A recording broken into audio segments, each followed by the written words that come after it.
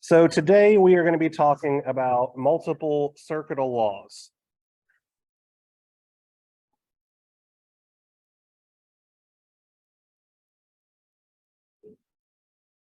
Okay. So the first law that we're going to be talking about is Ohm's Law. Way back in the 1850s, a German physicist carried out a number of experiments. So what he did was something similar to this. He took a material under test,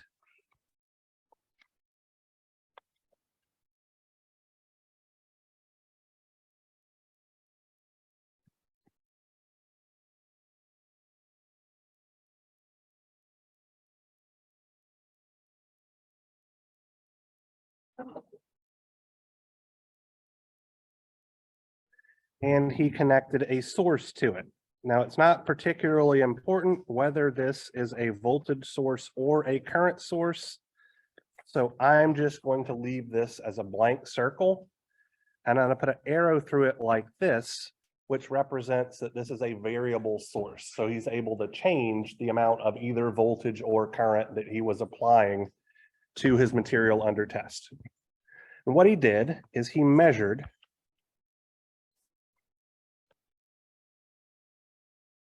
the voltage drop across his material under test,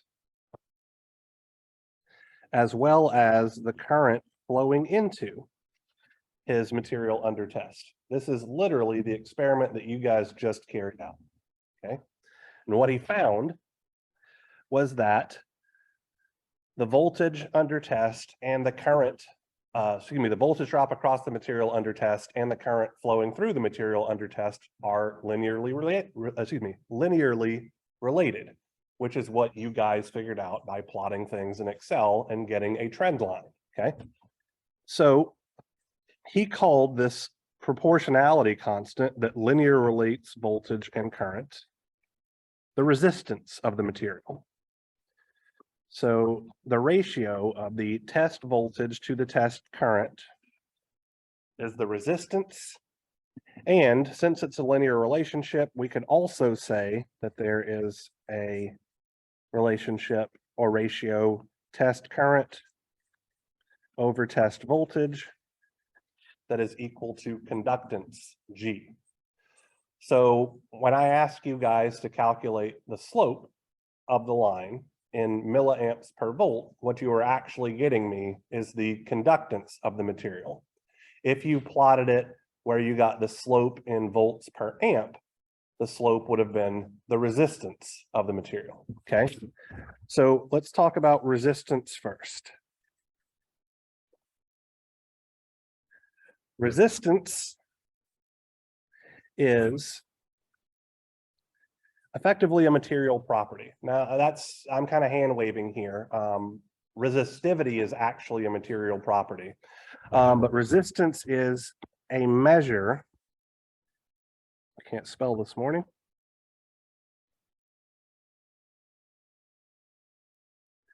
Of how difficult it is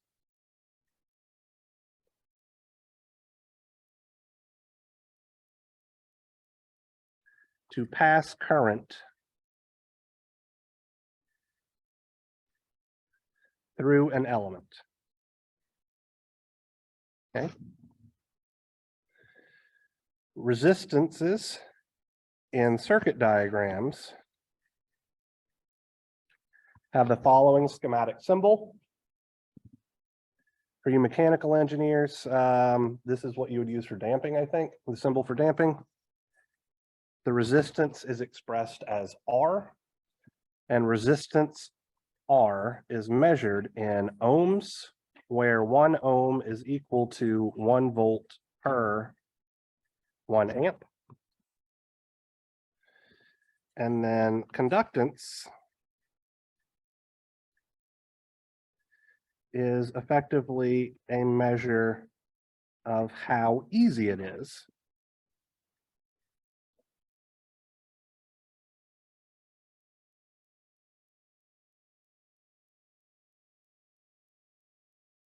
to pass current through an element. Conductances have the following schematic symbol.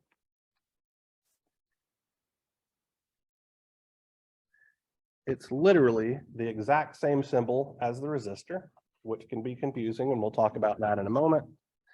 And conductance G has units of Siemens, where 1 capital S is equal to 1 amp per 1 volt. Okay. All right, so we are going to develop some relationships for resistances and conductances, but the first thing that I want to talk to you guys about is the fact that we are pretty much never going to use conductance after today, okay? Conductance plays a large and important role in transmission line theory and much more advanced topics that we're going to deal with in this class, in that it represents current leakage through dielectric mediums and all that kind of good stuff, well beyond the scope of what we are going to be dealing with. So for the most part, anytime that we see a conductance, we are going to treat it as a resistance. And we can tell that it's a conductance purely by the units that it's expressed in, okay? So there is a relationship between resistance and conductance. R is simply 1 over G, and therefore G is 1 over R. They are inverse relationships, okay? They're just looking at that same current voltage graph from a slightly different perspective, right? Okay, so let's talk about what roles resistors play. So way back in your engineering 120 classes, you guys built a number of circuits that looked something like this. Here we have a resistor.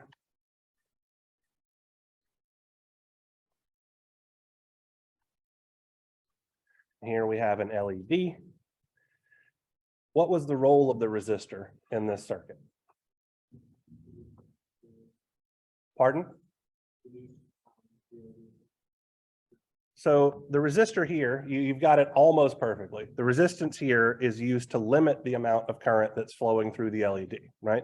The LED, if you recall, was a polarized device, meaning that you had to plug it in a particular direction or it wouldn't work.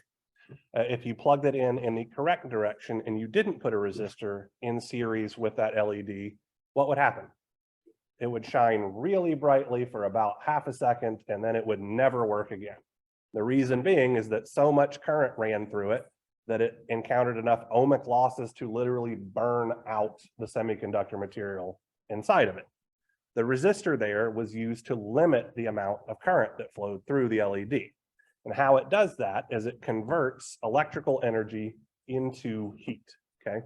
So if you guys ever feel like burning yourselves, which I would not suggest, you can get a low voltage resistor, or excuse me, a small value resistor, something on the order of 10 ohms, connect it to one of the power supplies here, and then literally hold your fingers on the resistor while you turn the voltage up. And you will see that as the voltage gets larger and larger and larger, the current flowing through the resistor is getting larger and larger and larger, and the resistor is getting hotter and hotter and hotter until it literally starts to smoke and burns out.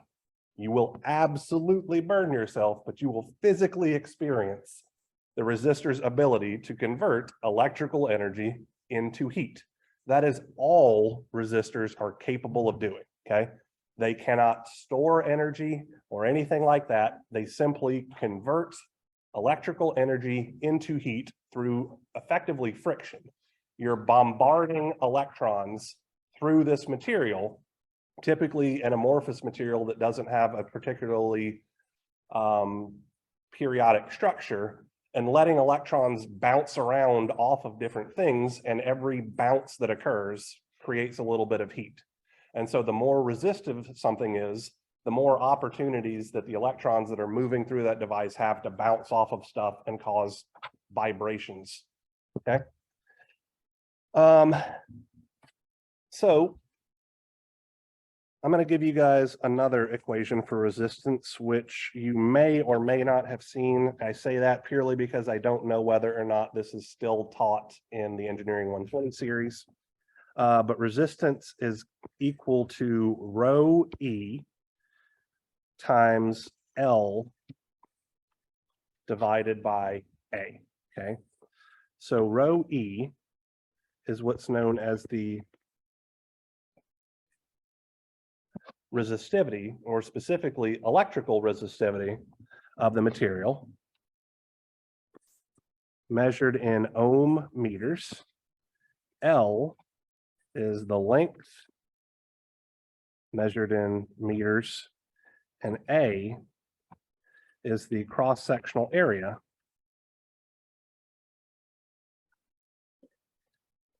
measured in meters squared. Okay. So I'm bringing this up for a very specific reason. I want us to calculate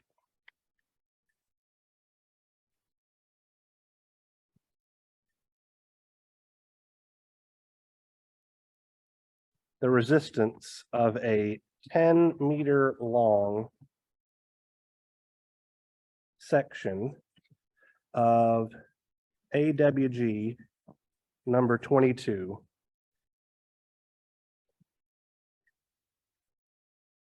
copper wire.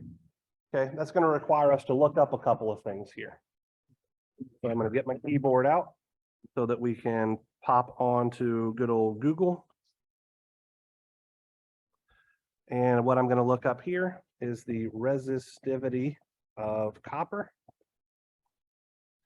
1.8 times 10 to the -8. Let's call it that. So let's see.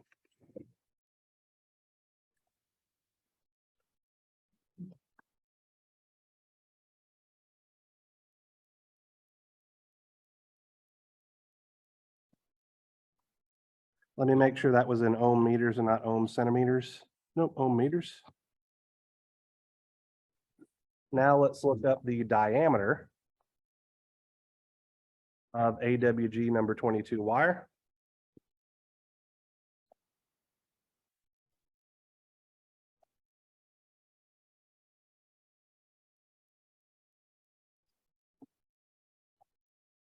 .0253 inches.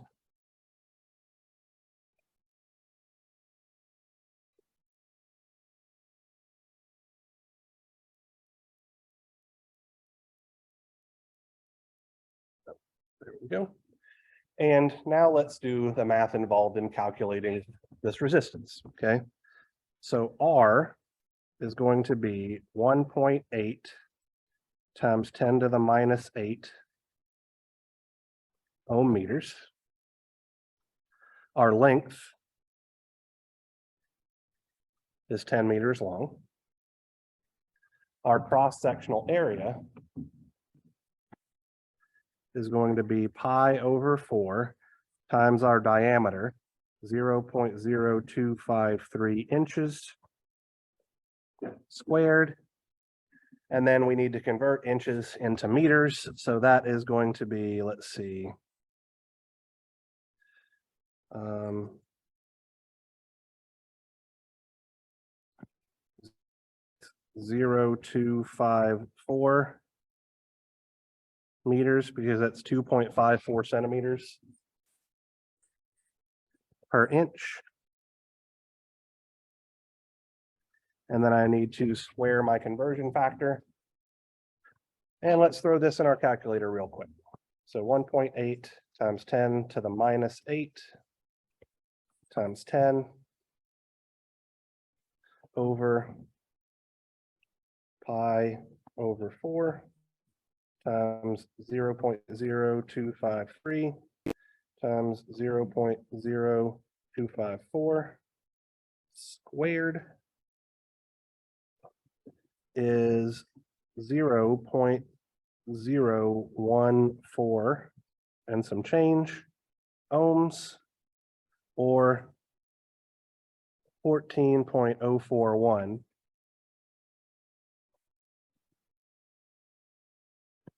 milliohms.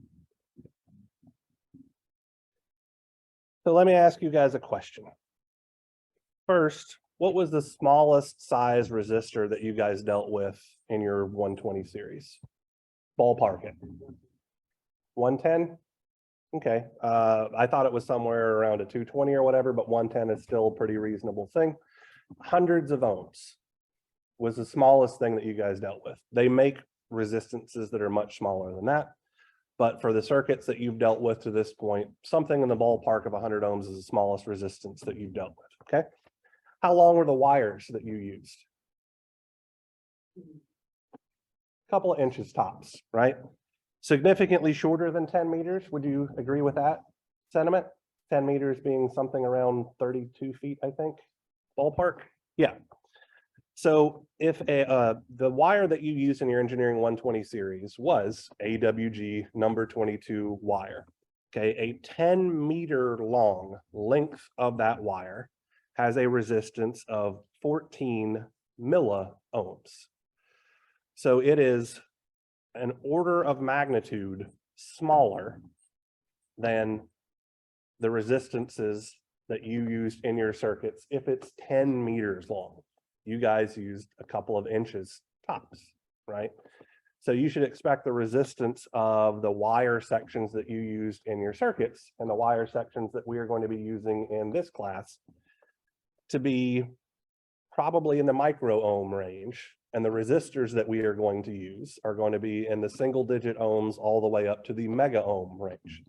So for all intents and purposes, wires have no resistances in this class, okay? A wire is effectively going to behave like a short circuit, okay? There is some internal resistance, but it is so small that we choose not to care about it. Now, whenever you guys go out into industry, you will find that the resistances of wires can be appreciable things, right? Let's say that you are a practicing electrical engineer and you're at an industrial plant and you're trying to bring a motor online or something like that that's going to draw very, very large amounts of currents on the order of tens to if not hundreds of amperes of current. You have to be extraordinarily careful about how long your cable runs are, because the voltage drop over that wire due to its internal resistance might be large enough to cause your motor to run incorrectly or not be able to draw as much power as is needed, okay? So in practice, wires do have finite resistances that matter. In this class, we are choosing to neglect them because it's so small when compared to the resistances that we're dealing with. All right. So we have talked about Ohm's law in significantly more detail than you guys probably have experienced before. Is there any questions about any of this stuff? All right. Now let's talk about let's do Kershaws voltage law first.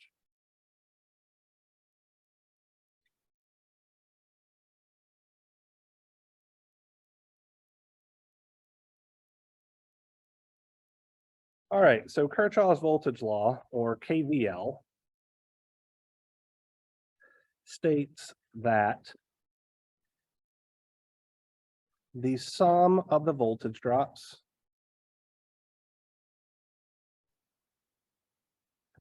that does not look like an S around a closed path must equal to 0, or mathematically,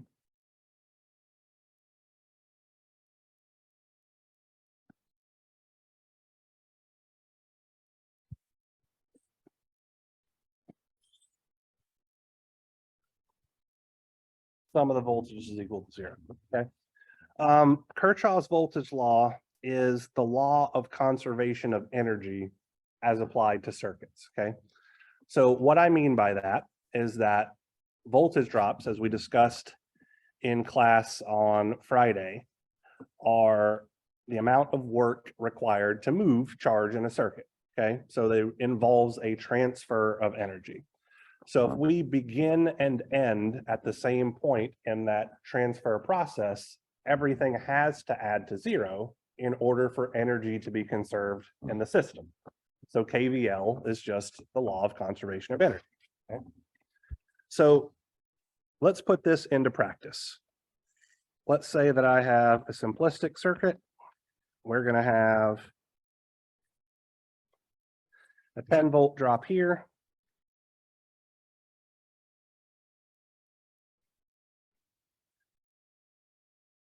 A resistance. Let's call this voltage drop VR.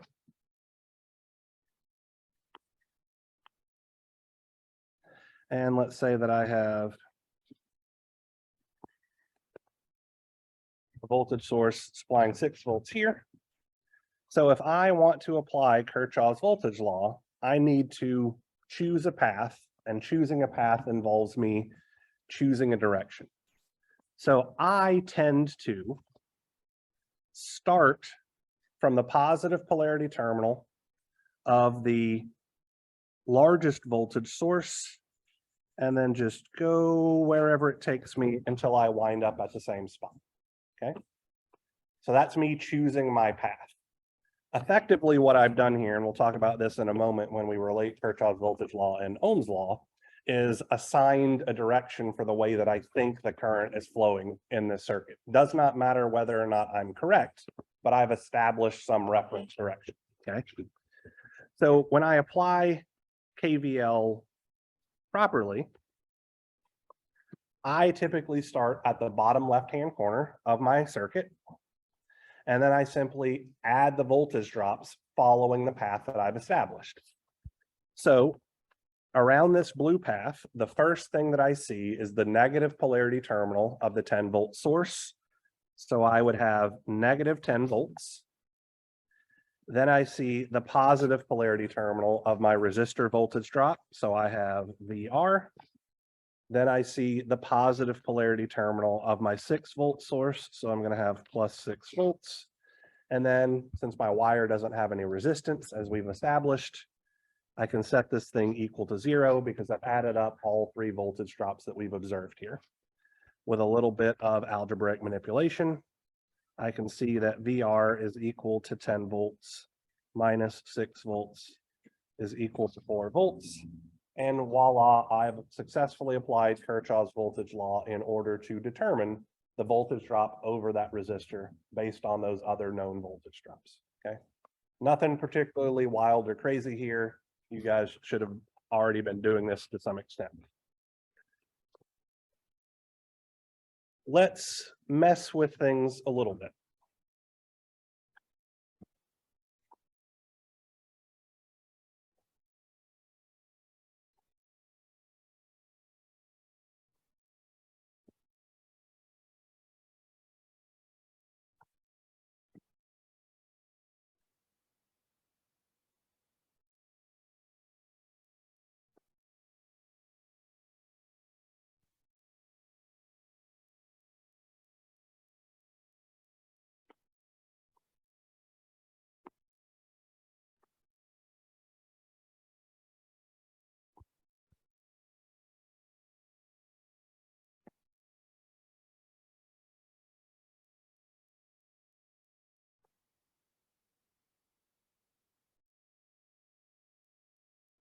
So in this circuit that I've just drawn, our goal is to determine the voltage drop Vx, okay?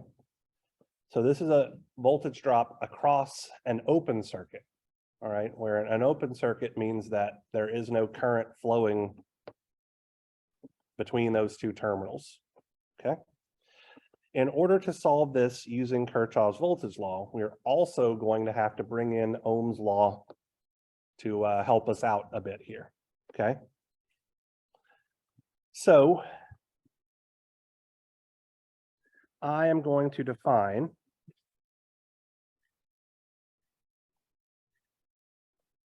a voltage drop, which I'm going to call V10 across my 10 ohm resistor. And I'm going to have a voltage drop V5 across my 5 ohm resistor. Okay. So who can tell me what the voltage drop V10 is equal to using Ohm's law?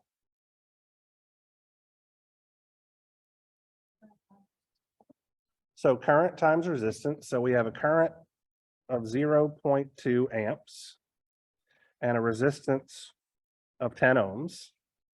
So arguably, this is 5 volts. But there's a slight mistake here, okay? And this is something that you guys have never seen in your Engineering 120 series because you didn't pay attention to the polarities of voltages, okay? Because the current is flowing into the negative polarity terminal of our resistor, our voltage drop must be negative. The reason why this works this way is because since a resistor is incapable of storing or supplying power, it must always absorb power.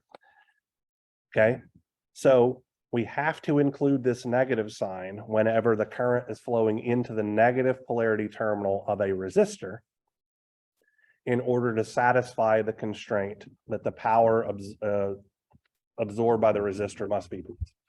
Okay, so just as a quick aside here,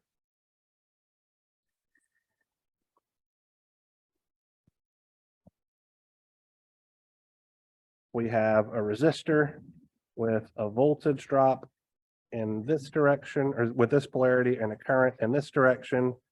V is equal to I times R, which is exactly what was suggested. If we have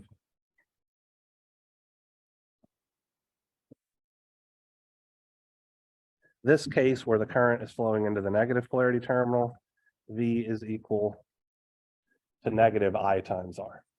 Okay. This is another one of those things that I would highly suggest you write at the top of your paper. Hannah. For the resistors, I chose them purely to mess with you guys. Yep. So that is an important thing though. We can choose the polarity as long as we're not told what polarity to use. Whatever we choose is correct. We might get negative numbers, we might not, just depending on how the rest of the circuit works. There's nothing wrong with getting negative numbers by any stretch of the imagination. So I arbitrarily chose those two polarities, positive polarity on the left, negative polarity on the right, just because I felt like it. I could have chose one positive polarity on the left, the other one positive polarity on the right, and then we would have seen both forms of Ohm's law get used. Just whatever I'm feeling like is whatever I happen to use. When we get a little bit more comfortable with it, like I would argue a better choice for this particular circuit would have been to have the positive polarity terminal on the right, because we know that the current would be flowing into the positive polarity terminal in both cases, and we wouldn't have to worry about negative signs. Hannah.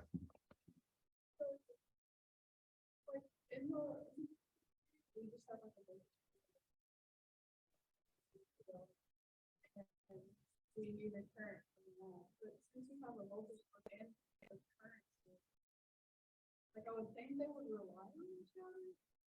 Both of these are independent.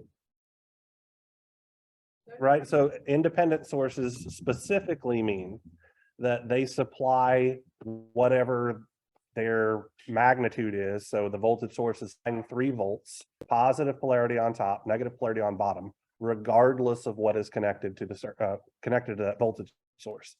Similarly, that current source is going to push 200 milliamps of current in the indicated direction, regardless of whatever is connected to it. Okay.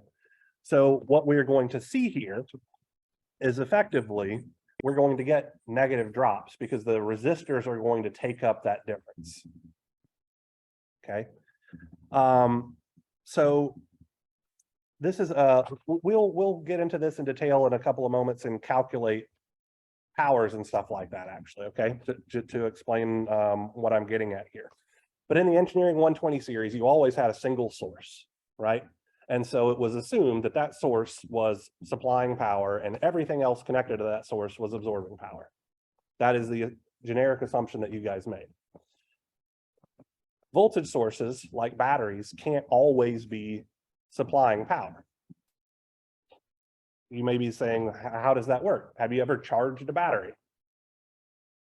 Yes. So if you're charging a battery, the battery has to be absorbing power in order for that system to work. So we are breaking those little in my opinion, poor connections that you guys developed in the 120 series into more practical things here, okay? So mathematically, what we're going to find here, if we calculate the powers, is that the source, the 0.2 amp current source here, is the thing that's actually supplying power to the circuit. The resistors are going to be absorbing power because they don't have a choice. That's literally all that we can do. And this particular voltage source is going to be absorbing power, not supplying power. And I can see that rather easily because the current is flowing into the positive polarity terminal of the voltage source. If I had the current source in the opposite direction, both the current source and the voltage source would be supplying power to the resistors. So we're going to wind up having a negative voltage by definition somewhere in this system in order to accommodate all those voltage drops. And it's likely going to occur over that current source. But anyway. All right, so V5, what's that going to be?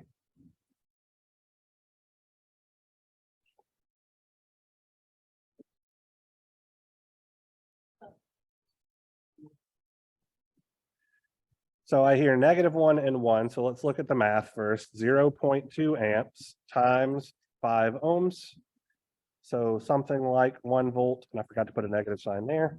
Because the current is flowing into the negative polarity terminal, we need to put a negative sign out front, which makes this a voltage of -1 volts. Yes. Yep.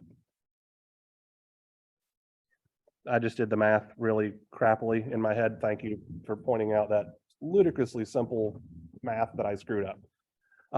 Sincerely, not being a jackass here. Yes.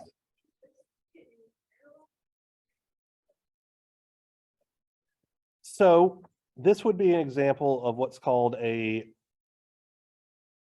single loop circuit. All of the elements are connected in series.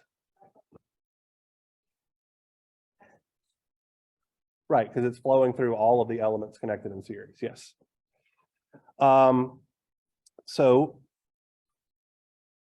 since you've brought that up, that's actually, let's wait until we hit Kirchhoff's current law and then we'll talk about that. But yes, all right, so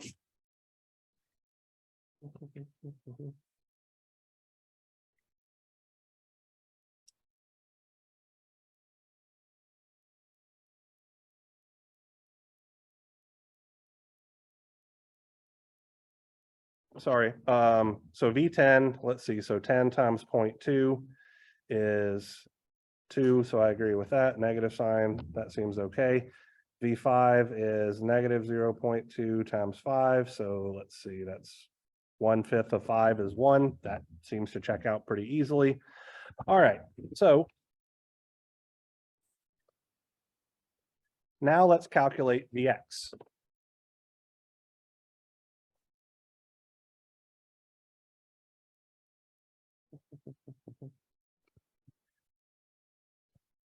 So Kershaws Voltage Law tells us that the sum of the voltage drops around a closed path must equal to 0, okay? A path isn't a loop, so I want to start out there. The reason why I'm making that distinction is because a loop inherently implies that current is flowing through it at all points, but a path doesn't necessarily mean that. I know this is a semantic argument here, but since we're trying to find the voltage drop across this open circuit set of terminals Vx, we need to choose a path that includes that voltage drop Vx. So my path might be this guy, right? So if I write my KVL expression for this path, what I get is -3 volts plus V10, where V10 is -2 volts, plus Vx is equal to 0.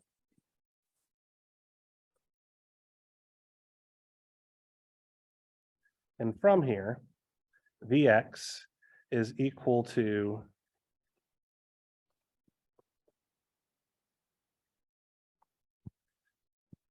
what the hell happened there? 3 volts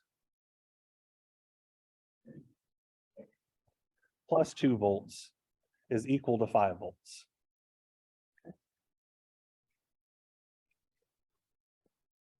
What if we wanted to know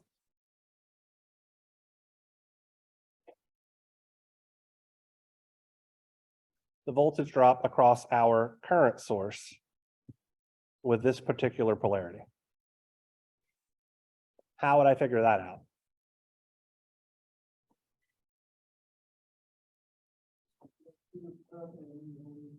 I could do the path along the outside. I could do, so let's, Kevin suggests that I use this path. I would argue that we could use this path that I've drawn in light blue as well, because we know what Vx is.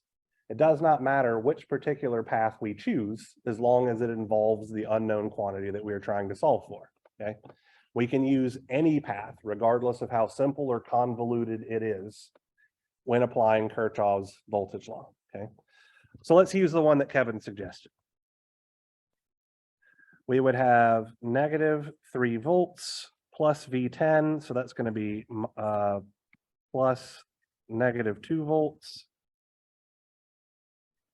plus V5, so plus -1 volt plus VCS is equal to 0. Solving this, the voltage drop across the current source is 3 volts plus 2 volts plus 1 volt is equal to 6 volts. What is the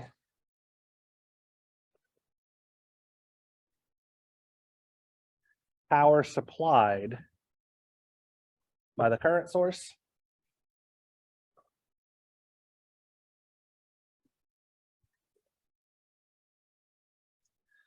So the voltage drop across the current source is 6 volts, positive polarity on the bottom. The current flowing through the current source is 0.2 amps. Since the current is flowing into the negative polarity terminal, we don't need to include a negative sign because we're calculating the supply to power. And so 6 times 0.2 is exactly 1.2 watts, which is what Kevin suggested. Absolutely correct. What's the power supplied by the voltage source?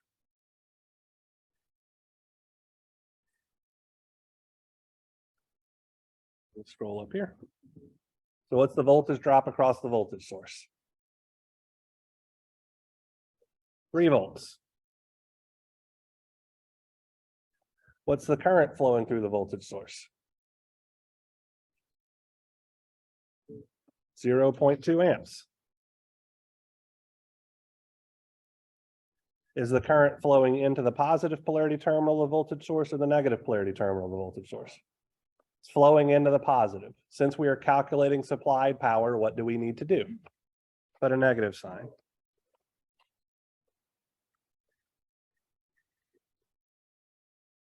So in this case, we can see that the current source is the thing that's actually supplying power to the circuit.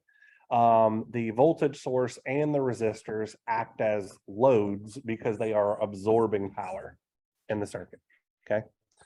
The reason why I like to do examples like this is because this is another, I guess, case of me messing with you guys, all right?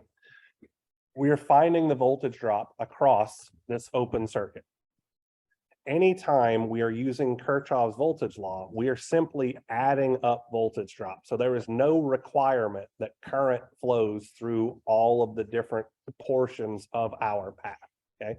This is something that you guys have trouble comprehending, but you literally did it with your multimeter a few minutes ago. If we had a circuit like this and we connected our multimeter between these 2 points in the circuit, we would be measuring an open circuit voltage because we're not taking the voltage drop over anything in particular. We're just taking the drop between those 2 points in a circuit, okay?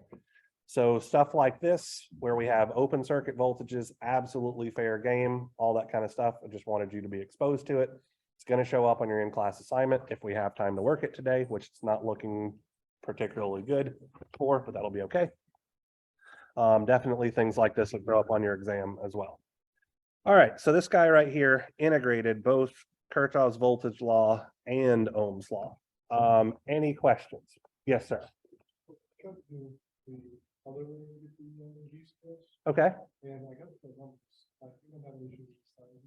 All right. Sure. So let me redraw this really quickly.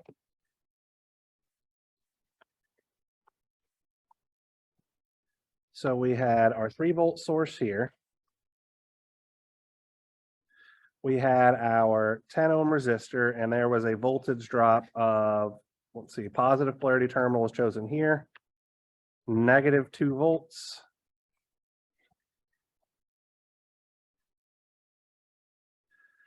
Here's our 5 ohm resistor, positive polarity terminals on the left. We found this voltage to be -1 volt.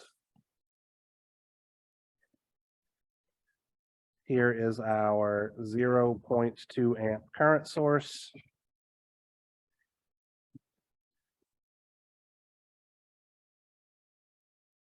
Here's the quantity VCS that I'm trying to solve for.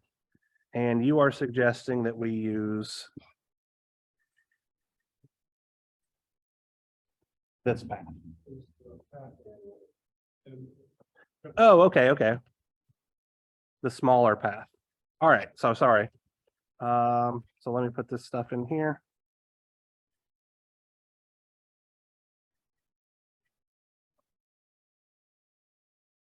Sorry, I thought you meant the direction.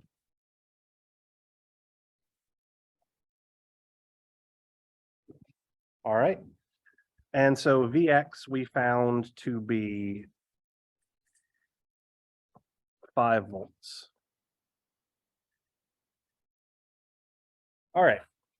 So around this path, we see the negative polarity terminal of Vx first. If I'm starting from the bottom left-hand corner and following a clockwise path. So we would have -5 volts plus -1 volt plus VCS is equal to 0. Solving this, we would find that VCS is equal to 5 volts plus 1 volt is 6 volts. Okay, sorry. You would get the exact same result if you chose the opposite direction as well, because that's effectively just multiplying your Kershaws voltage law, everything by -1. So, yep, no problem. Any other questions? All right, Kirchhoff's current law.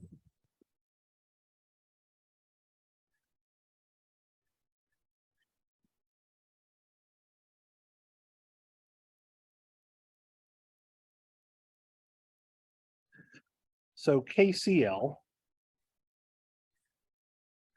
states, I'm going to put a ... here because there are actually 3 different formulations of Kirchhoff's current law. So we're going to start with the one that you guys are most familiar with, and we are going to look at a portion of a circuit here.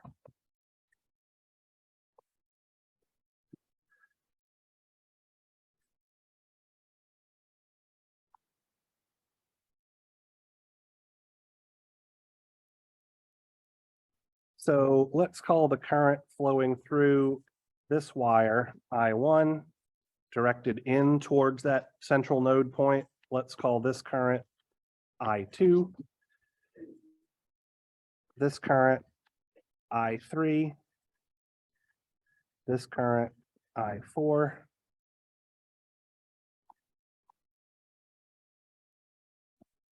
And this current I5, okay? Formulation number 1 is the one that you guys are most likely familiar with.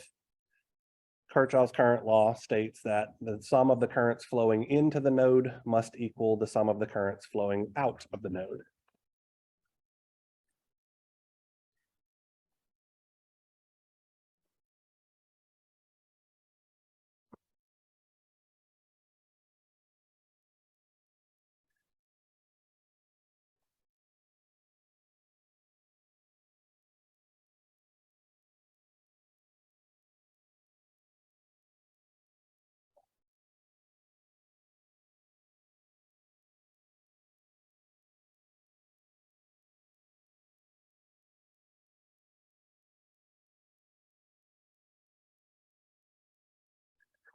So if we wrote a Kirchhoff's current law equation for this particular node, what we would see is I1 is flowing in.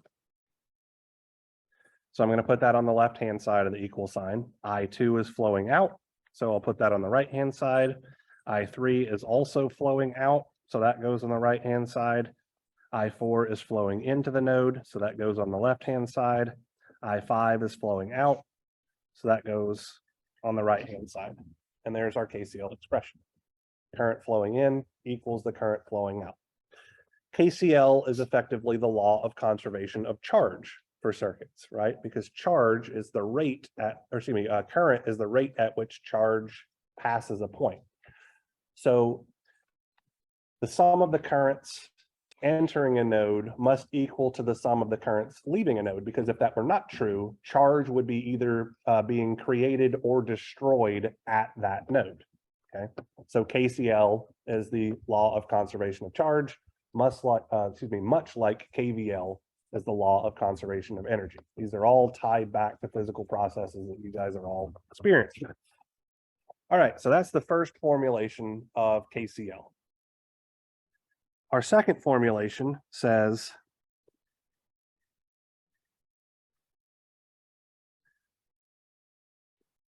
sum of the currents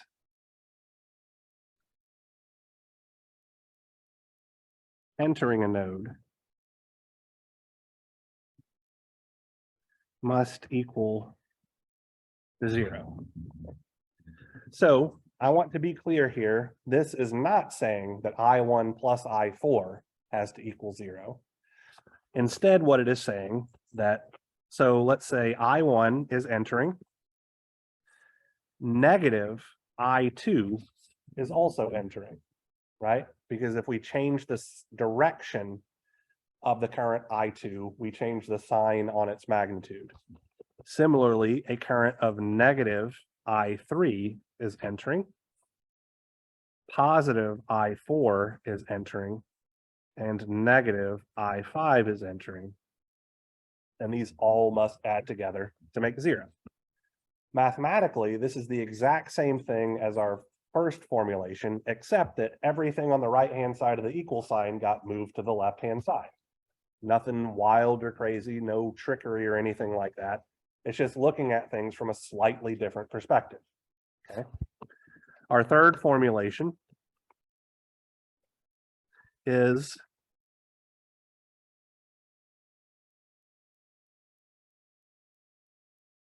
the sum of the currents exiting or leaving a node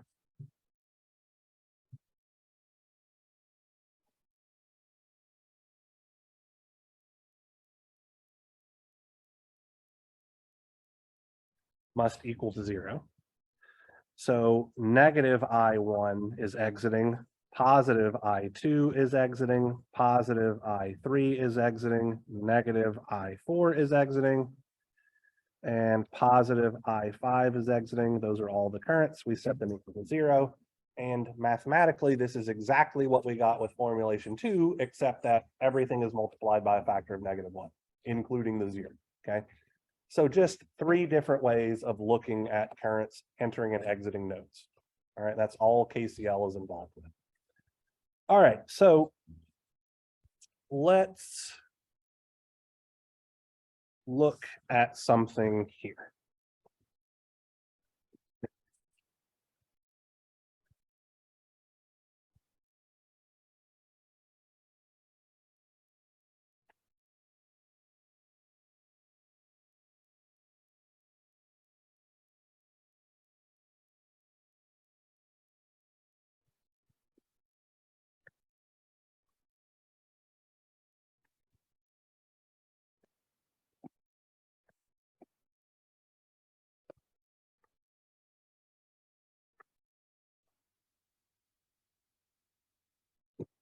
Now, this is a single loop circuit.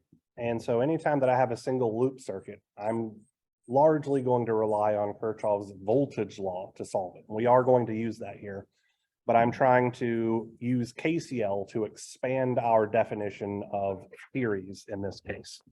Okay. So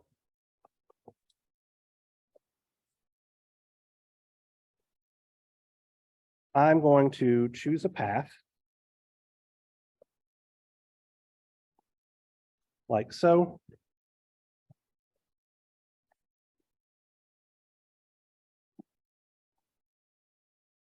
I'm assigning voltage drops to my resistors. And now what I'm going to do is I'm going to effectively assign a current to the system. Actually, let me do this in green. Okay. So I'm making an assumption here that my current flowing through this network is flowing clockwise, effectively following the path that I've chosen to write my Kershaws Voltage Law expression. Okay. If I write my KVL expression, what I will have is -4 volts plus V3 plus V1 is equal to 0, where I'm starting at the bottom left-hand corner, following my path around my loop. What I can do is use Ohm's law to relate that common current I to my resistor values, right? So I could say that -4 volts plus V3, where this is 3 ohms times I plus 1 ohm times I is equal to 0, and solve this guy for I, where I would be equal to 4 volts over 3 ohms plus 1 ohms is equal to 1 amp.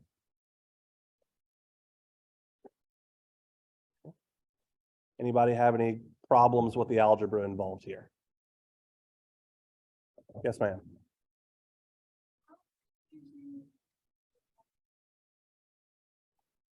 I chose what do you mean specifically by how did I do the sign convention?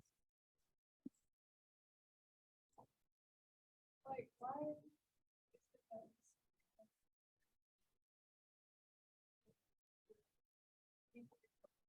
Okay, all right, that I can easily answer. All right, so I start in the bottom left-hand corner, okay? I'm following this blue path around, just adding up all the voltage drops that I see. Anytime I see the negative polarity terminal first, I put a negative sign. Anytime I see the positive polarity terminal first, I put a positive sign. So as I go up this branch on the left that contains the voltage source, I see the negative polarity terminal first. So that's why I have -4 volts. Then I'm moving across that topmost horizontal branch. I see the positive polarity terminal first. So that's why I get plus V3. Then I'm going down the rightmost branch with containing the 1 ohm resistor. I see the positive polarity terminal first. So that's where I get plus V1. Across the bottom, I have a short circuit or a wire. So that's just plus 0 effectively. So that's where all those signs come from. Then I applied Ohm's law, okay? My current I is flowing into the positive polarity terminal of both of those resistors. So that's why I used V is equal to I times R, as opposed to V is equal to -I times R like we did in the last example, because the current was flowing into the negative polarity terminal. All right. So algebra happened. We solved and found that I is equal to 1 amp. Okay. Now let's apply Kirchhoff's current law. So let's start at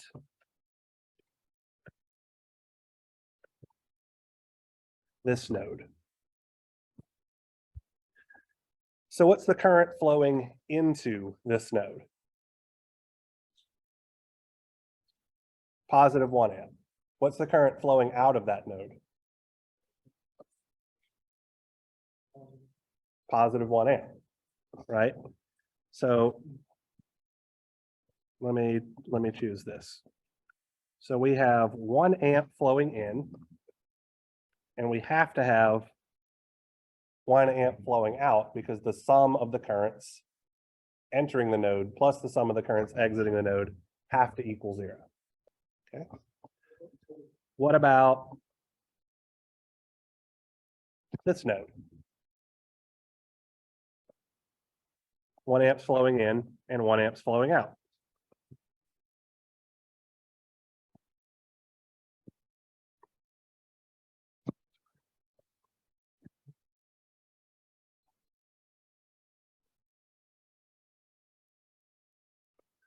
What about this node?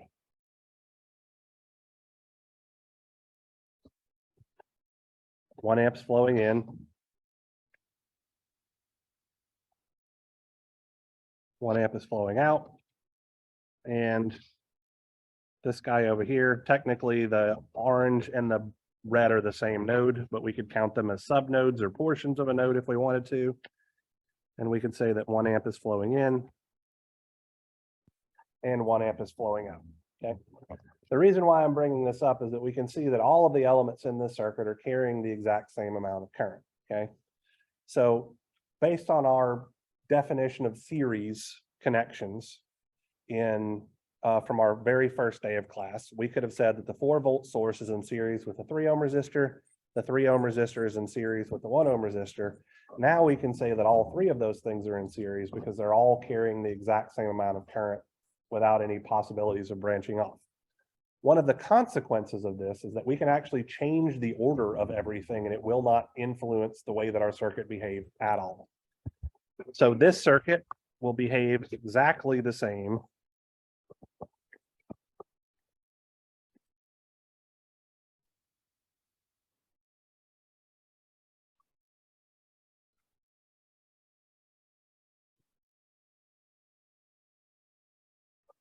as this circuit. All of the voltage drops across our resistors will be the same. All of the currents flowing in the circuit will be the same.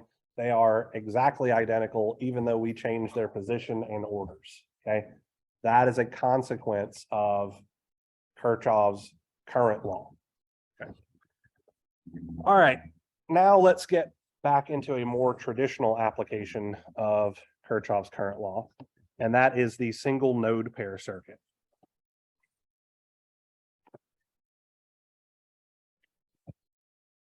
So let's say that I have a 2 amp source,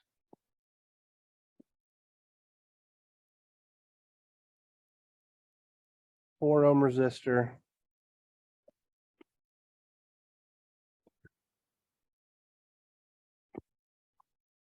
a 2 ohm resistor,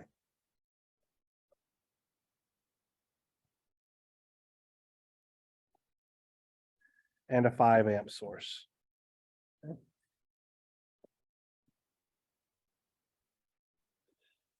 So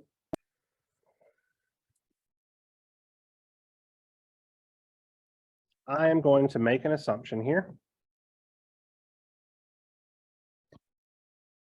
Let's say this is my assumption.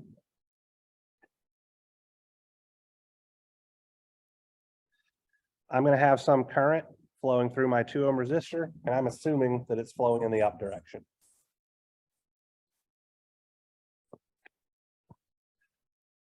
I'm going to have some current flowing through the 4 ohm resistor, and I'm also assuming that it's flowing in the up direction.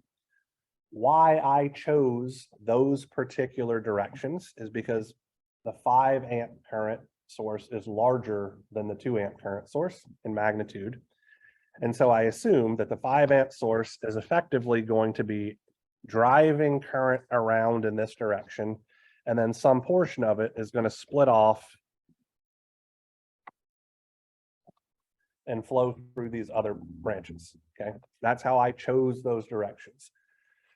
It is entirely arbitrary. We could get similar results if we chose the other directions. I'm just explaining my line of thinking here. Okay. So our goal here is to determine what the value of those 2 resistor currents are, okay?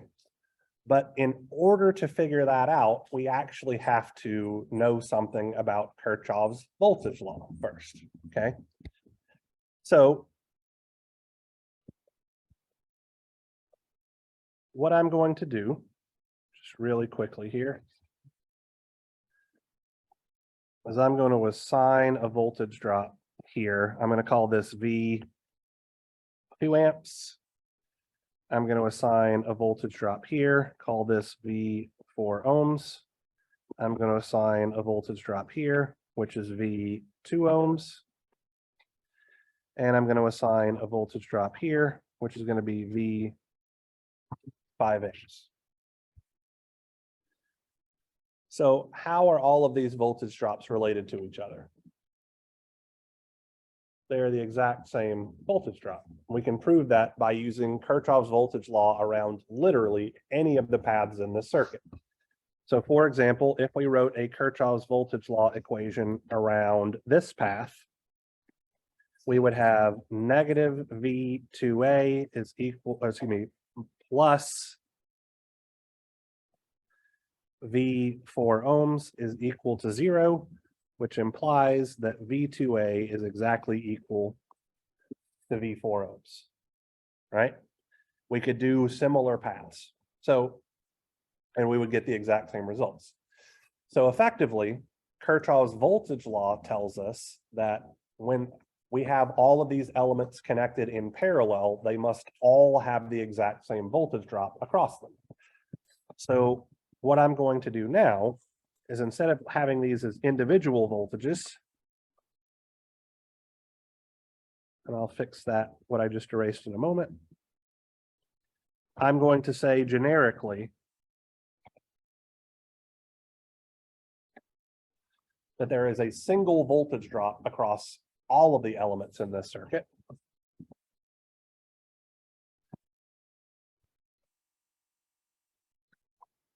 And I'm choosing this particular polarity arbitrarily. Okay? So I've just assumed a polarity for the voltage drop across all of my elements here. All right, so let's apply KCl to this circuit.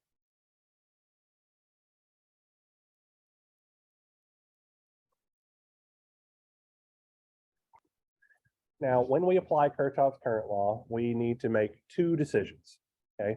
The first decision is, which of the three formulations of Kirchhoff's current law are we going to use? First formulation was currents flowing in equals currents flowing out. Second formulation is currents flowing in are positive, currents flowing out are negative. Third formulation is currents flowing out are positive, currents flowing in are negative. Rhea, pick 1, 2, or 3. 1. Okay, so we're going to do formulation 1, currents flowing in equals currents flowing out. Brett, tell me if we're going to apply KCl at the top node or the bottom node. It's entirely arbitrary. Just pick one or the other. Top node. Okay. So KCl formulation 1 at the top node. Okay. So we're saying currents flowing into the top node must equal currents flowing out of the top node. So the 2 amp source on the left, is that flowing into the top node or out of the top node? In. So we'll have 2 amps, and it'll be on the left-hand side of the equal sign. The current I4, is it flowing into the top node or out of the top node? In. What about the current I2?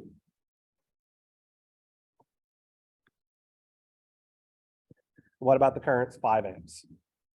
Out.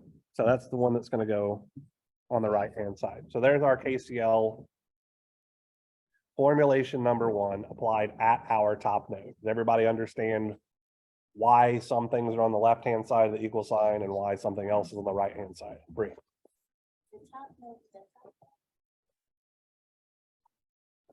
Yep. All right. So now we're going to need to put Ohm's law into use in order to solve for these resistor currents, okay? So that means we're going to express I4 and I2 in terms of that voltage V using the polarity that we've assumed here, okay? So let's do these in red.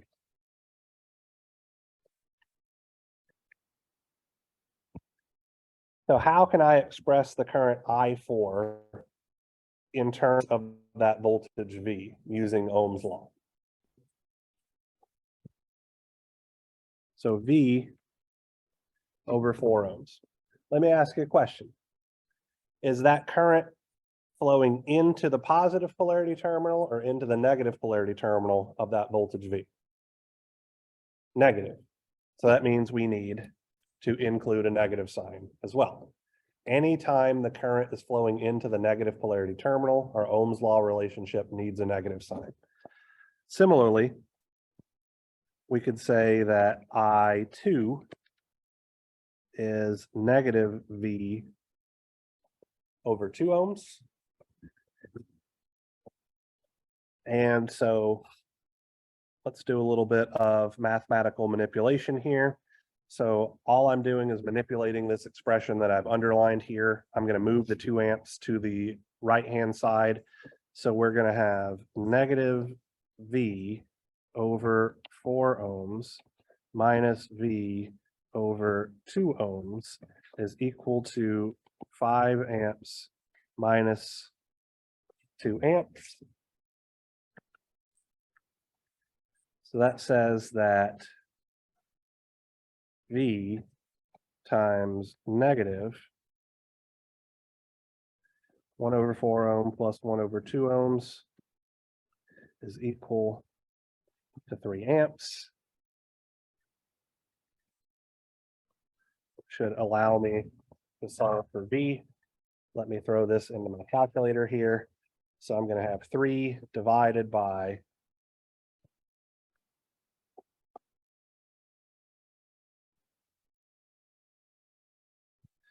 negative 1/4 minus 1/2.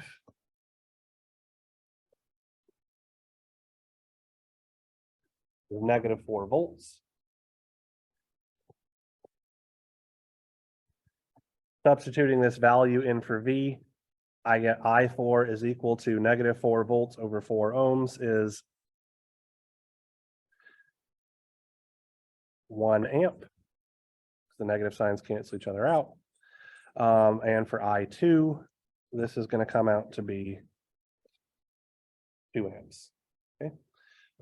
All right. I would like to talk more about this stuff, but we ran out of time because class ends in 1 minute. So before we get into resistor combination techniques at the beginning of class, I might work a couple of more examples utilizing all these relationships and all that kind of good stuff. All right. Sorry that took so long. I will see you guys on Wednesday.